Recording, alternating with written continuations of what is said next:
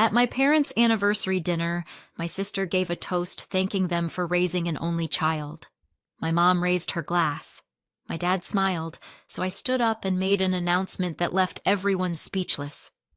I didn't go there planning to cause a scene. If anything, I went there to finally make peace, to prove once and for all that I could be the bigger person. The venue was exactly what you'd expect from a couple that once argued about whether their dog should have a middle name. Elegant, polished, a bit too beige. The type of restaurant where the waiters all speak in hushed tones, and you don't so much eat the food as admire it from a respectful distance. I arrived 3 minutes early and still felt late. My sister was already there, of course. Hair perfect, makeup flawless, commanding the room with the kind of grace usually reserved for political candidates or cult leaders. She greeted me with an air kiss and that breathy, condescending tone she saves for holidays and public events. "You made it," she said, like she'd just spotted an old co-worker at a bus stop. I smiled back with all the warmth of a paper cut. My mother offered a polite hug. My dad gave me a nod, the kind of nod you give your dentist in the grocery store. I was seated at the far end of the table, naturally, next to a ficus and across from my cousin's new boyfriend, who introduced himself twice and still got my name wrong. But I didn't complain. I didn't roll my eyes or check my watch or make a scene. I told myself I was here for a reason, that maybe, if I gave them this one gesture, things would be different, better, or at the very least civil. I had brought something meaningful, something generous, something I'd been planning quietly for months. The envelope was still in my bag, the corners already soft from being handled too many times. It wasn't just money, it was a gesture, a way of saying, despite everything, I still want this to work. Dinner started. Small talk buzzed like a fluorescent light. My sister talked about a conference she'd spoken at. My parents listened like she just read the Constitution from memory. When I mentioned that I'd launched a new freelance project, my mother blinked and said, "That's nice. Do you get benefits with that?" By the time the soup arrived, I had answered a total of 2 questions, neither of them about me. Then came the toast. My sister stood, glass in hand, smile poised. "I just want to thank everyone for being here to celebrate the 2 people who raised me to be the woman I am today." There was applause. I clapped too, like a well-trained seal. "And I especially want to thank them," she continued, turning to our parents with that same practiced warmth, "for raising the most incredible only child anyone could ask for." And there it was. I waited 1 beat. I thought maybe someone would laugh. Maybe my mom would look horrified and say, "Oh my God, don't forget your sister." Maybe my dad would clear his throat awkwardly. Anything. But no, my mother raised her glass. My father smiled like he was posing for a Christmas card. Not even a glance in my direction. I could have burst into flames, and the only reaction I'd get is someone asking the waiter to refill the water. That's when the sound in my ears went quiet. Not dramatic, not cinematic, just a dull stillness, like I'd finally accepted a joke everyone else had been laughing at for years. I stood up before I even realized I was moving. I reached into my bag, pulled out the envelope, and walked calmly to the center of the room. No glass clinking, no preamble, just my voice, even and steady. "I had something prepared to give to the people who raised me," I said. "But I think there's been a misunderstanding." There was a ripple of confusion. Heads turned. My sister's face went slack. My mother's lips parted slightly, like she wanted to say something but couldn't quite find the tone that would make it charming. I turned toward the table in the back where my aunt and uncle were seated like second-string relatives who got the invite out of pity. They looked stunned. My aunt's hand fluttered to her chest.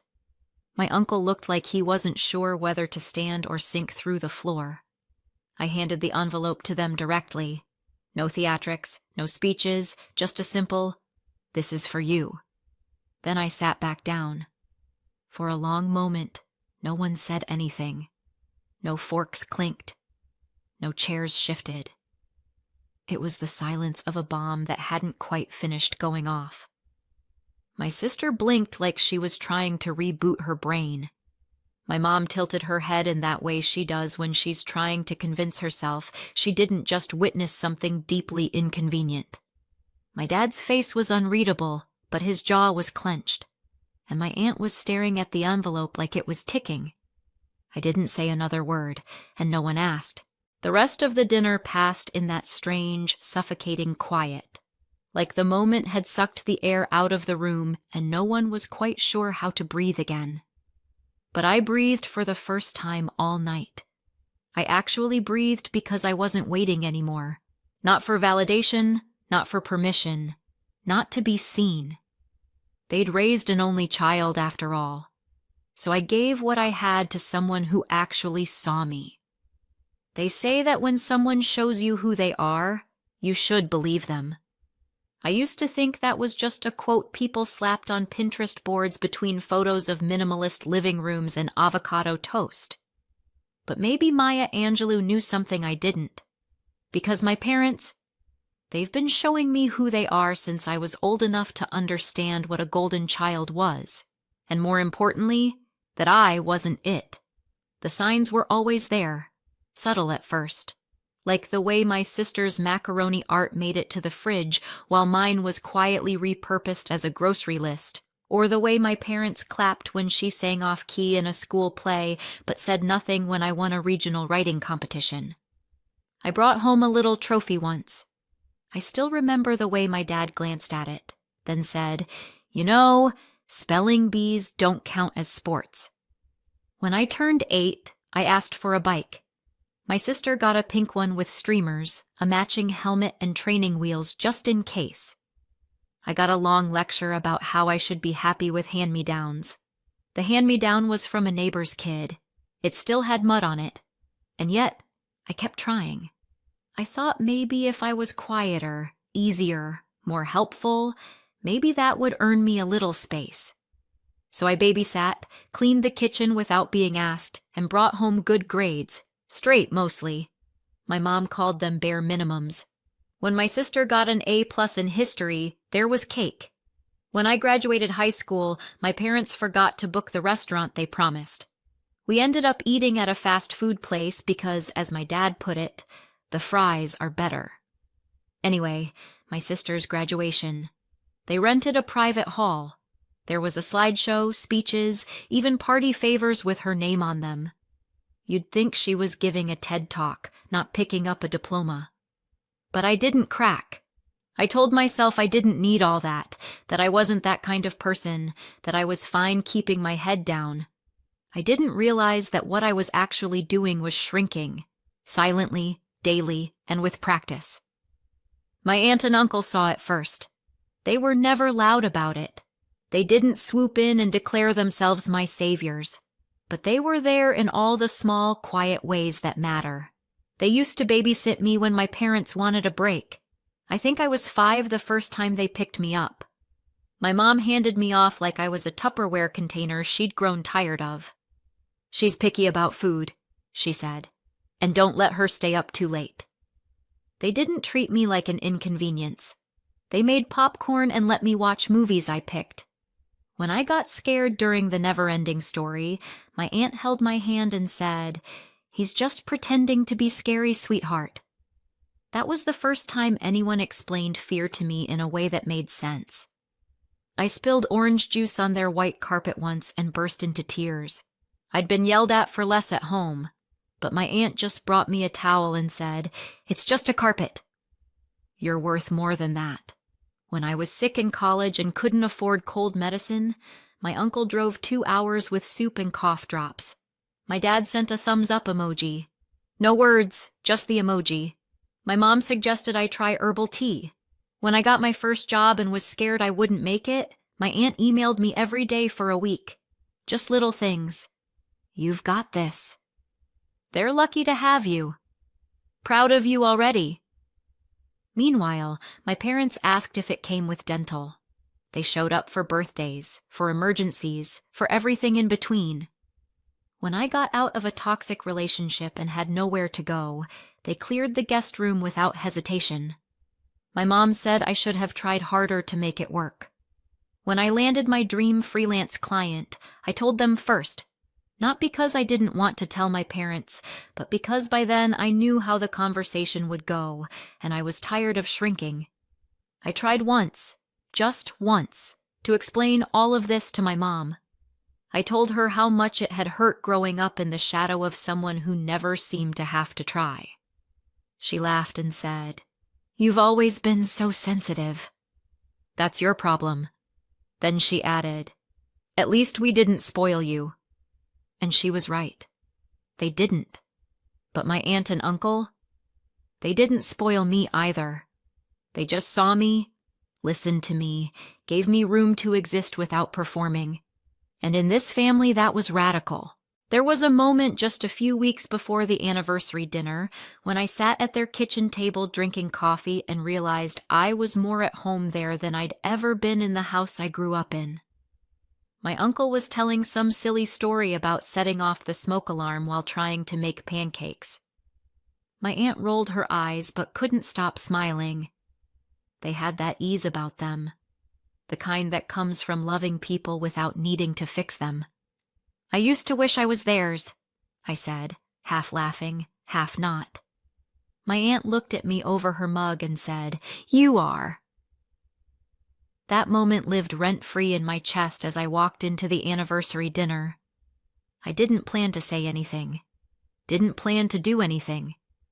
I had the envelope in my bag, yes, but in my head it was still going to my parents. Some small part of me still clung to the hope that they might surprise me. But instead, they erased me neatly, publicly, and for the first time, I let myself believe what had always been true. I wasn't invisible because I'd failed to shine. I was invisible because they refused to look. So I looked somewhere else, and I found what I'd been looking for all along.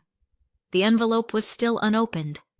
I knew because the next morning I got a text from my aunt. Just a single question mark.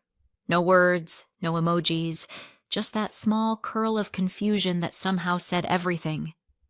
I waited an hour before I called. They picked up on speaker. I could hear my aunt breathing before she spoke. "We haven't opened it." I smiled even though no one could see me. "You can." My uncle cleared his throat. "Are you sure?" We don't want to overstep." "You're not," I said. I leaned back on my sofa and stared at the ceiling. "You never have." They opened it together. I heard the paper rustle. Then nothing. Not a gasp, not a word, just silence that somehow made my chest feel lighter. I had transferred $50,000 into a joint account in their names. No catch, no strings, no legal acrobatics. Just a quiet act of repayment for all the little kindnesses they never asked to be paid back for. My aunt finally whispered, No, sweetheart. This can't be right." "It is. You were giving this to them, weren't you?" "I was." More silence. And then something broke open.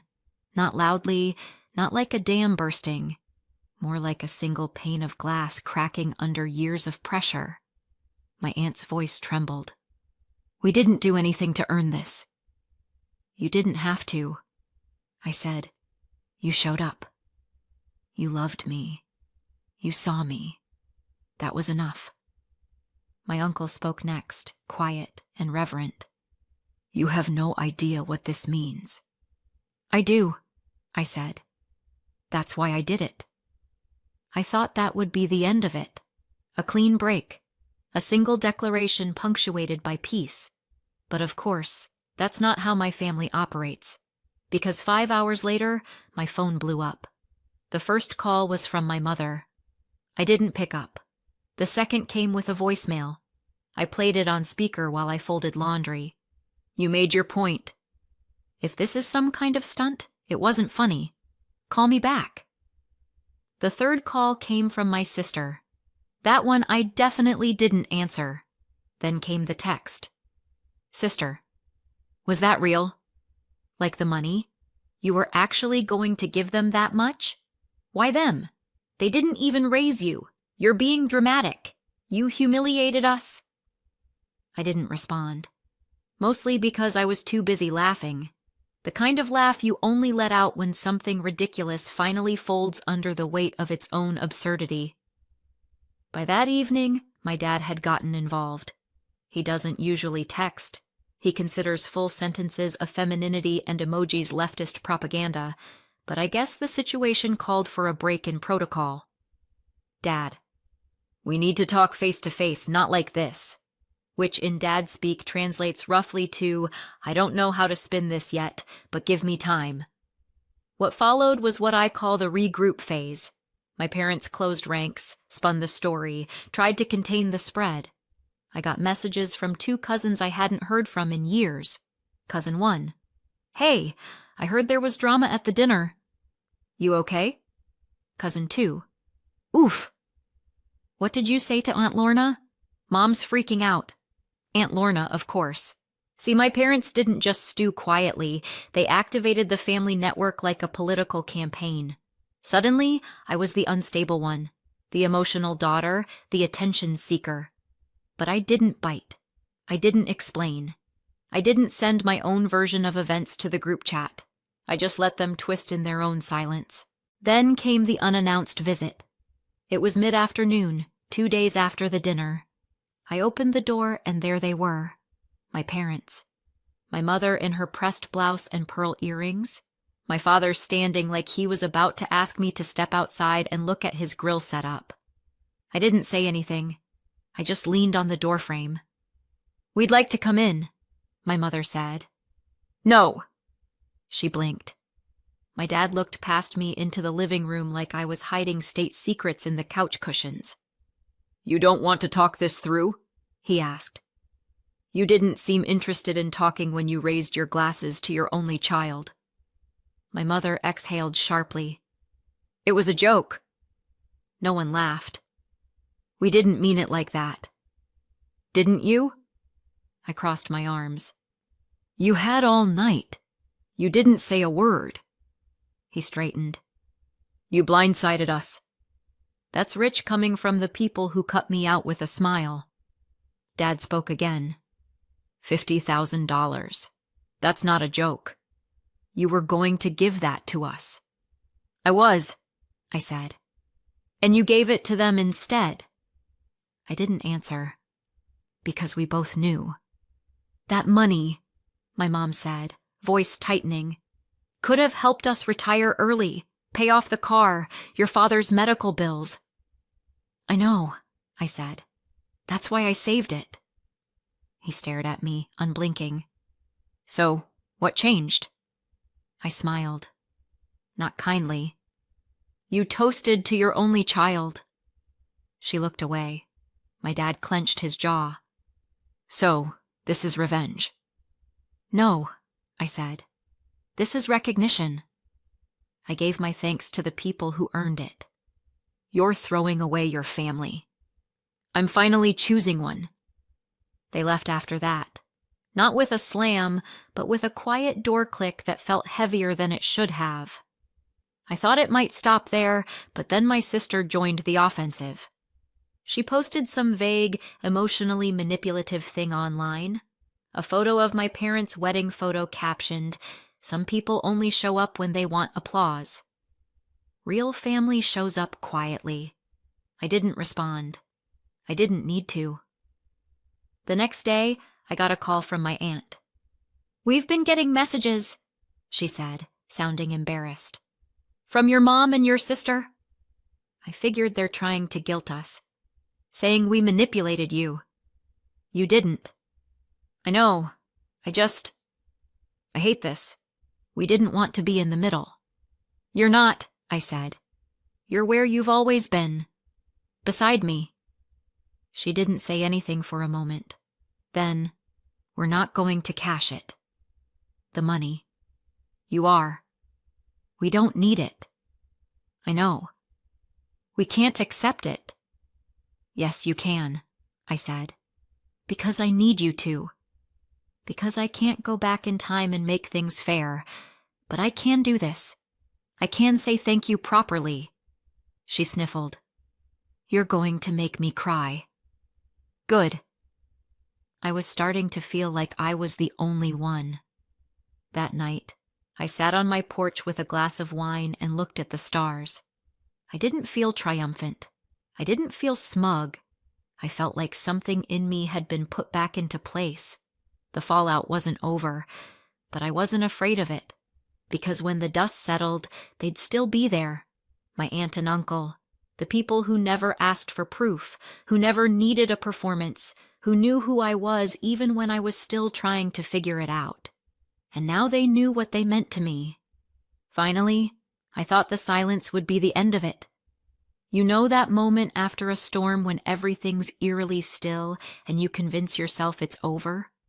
That was me, sitting in the quiet, thinking maybe, just maybe, they'd let it go. That maybe my parents would take the loss and retreat into their own cold little bubble. But that's not how people like them operate. The quiet was never peace. It was a setup. It started with a phone call from my cousin Theo, of all people. We hadn't spoken in years. He was the kind of relative who didn't bother remembering birthdays unless it showed up in his Facebook notifications. So when I saw his name pop up, I didn't pick up. He left a voicemail. Hey, just wanted to give you a heads up. Your mom's been saying some things about you, about the money. You might want to check your socials. I don't use Facebook much anymore, but I logged in and there was a long, meandering post on my mother's page with just enough vagueness to give her deniability, but all the usual trademarks, spiritual quotes, passive-aggressive scripture, and just enough weaponized humility to make it look like she was the one bleeding. She never said my name, but she didn't have to. It breaks a parent's heart when their child is led astray by people pretending to love them. Family isn't about money. It's about loyalty. We did our best and now we're being punished for it. Sometimes evil wears a smile. Beneath that, the comments piled up. Church friends, old neighbors, acquaintances with too much time and too little information. Praying for your family. You don't deserve this. You raised your daughters right. And my favorite, people forget who carried them when they were helpless. One day they'll regret it. I almost laughed. Almost. But my hands were shaking too hard. Then came the real blow. My aunt called me, shaken. She had gotten an anonymous email. No subject line, just screenshots of old text messages I'd sent years ago. Ones I'd sent in moments of frustration, complaining about them, venting, being messy, saying things like, I wish they'd stop hovering, and sometimes I just want space. Things I never meant as betrayal, just as noise, the kind you let out when you're human and tired and raw. The sender? My sister. She didn't sign it, of course, but she left enough breadcrumbs that it wasn't hard to figure out. I know you didn't mean it, my aunt said, but it hurt to see. And I believed her, not because she was guilt-tripping me, but because she was honest. Because she told the truth even when it was uncomfortable, unlike the rest of them. So I drove over. I sat at their kitchen table with a box of pastries and a pit in my stomach. I'm sorry, I said, for everything I said, for anything that made you question what you mean to me. My aunt didn't make a speech. She just reached out and held my hand. My uncle poured coffee. No grand gesture. No dramatic hug, just presence. This love, the kind that doesn't need defending. That's when I knew it was time to stop trying to fix what never worked, to stop patching holes in a ship that was never seaworthy, to finally stop calling it family just because we shared blood. So I wrote a letter, not an angry one, not a tantrum, just facts, a list of boundaries, a quiet line in the sand. Please do not contact me again. Do not attempt to communicate through other family members. Do not spin stories and do not expect reconciliation. I wish you peace, but I'm done playing the role you wrote for me." I sent it, printed and mailed, just so there could be no claim of "I didn't see it." A week later, my mom called from a different number. I didn't answer. She left a voicemail. It started tearfully, ended bitterly. "You've ruined this family. You've broken your father's heart. Are you proud of yourself?" I thought, I am. They didn't stop. They tried to guilt my aunt and uncle into returning the money, sent formal letters, suggested they were being manipulated, claimed I was mentally unstable. It got so bad my uncle went to a lawyer just to make sure they were protected. I offered to pay. He refused. "We don't take from family," he said, "but we'll accept gifts." That winter, I spent the holidays with them. Just the three of us. No pressure. No performance. We cooked together, played cards, watched old movies in pajamas, and laughed about nothing. My aunt gave me a scarf she knitted herself. My uncle made hot chocolate and burned it a little, and we drank it anyway. It was the best Christmas I'd ever had. At one point, my aunt looked at me and said, "Do you regret it?" I didn't even have to think. No, because I didn't just walk away from a family. I walked toward one. I stopped waiting to be seen and chose to go where I was already known. The calls stopped eventually. The noise faded. They moved on to new narratives, new people to perform for. I didn't. I stayed here in this small, quiet life where love is not a transaction and kindness doesn't need to be earned. Sometimes I still think about that dinner, about the look on my sister's face when I handed the envelope to someone else, about my mom's frozen expression, my dad's clenched jaw. It used to haunt me. Now it reminds me of the night I stopped apologizing for existing, the night I finally said enough and meant it. Sometimes I wonder if I did the right thing. Not the part about giving the money to my aunt and uncle, that still feels right in my bones, but the moment itself, the announcement, making it public, letting them sit in the silence they created. Part of me still wonders, was that too far? Or maybe not far enough? I didn't do it to humiliate anyone. I did it because I couldn't keep pretending anymore. But I still lie awake some nights, asking myself, should I have waited, handed it over in private? Would that have softened the blow, or just made it easier for them to rewrite the story? So what do you think? Did I do the right thing? Was I justified? Or was there a better way to walk away? Let me know in the comments. I'd really love to hear what you'd have done in my shoes. And if you want more true feeling stories like this, about family choices and standing your ground, make sure to hit subscribe.